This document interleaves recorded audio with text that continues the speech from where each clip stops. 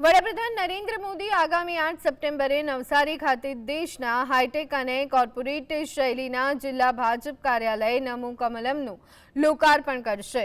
Grid highway નજીક 40,000 square foot વિસ્તારમાં આશરે 10 કરોડથી વધુના ખર્ચે આ ભવ્ય કાર્યાલયનું નિર્માણ કરવામાં આવ્યું છે। મહત્વની વાત એ છે કે માત્ર પોણા 2 વર્ષના ટૂંકા ગાળામાં કાર્યાલયનું નિર્માણ પૂર્ણ કરાયું છે।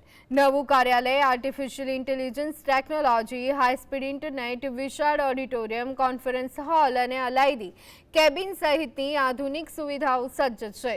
वडाप्रधान बन्या बाद पीएम मोदी प्रथम वखत कोई जिला कक्षाना भाजप कार्यालयનું लोकार्पण करशे।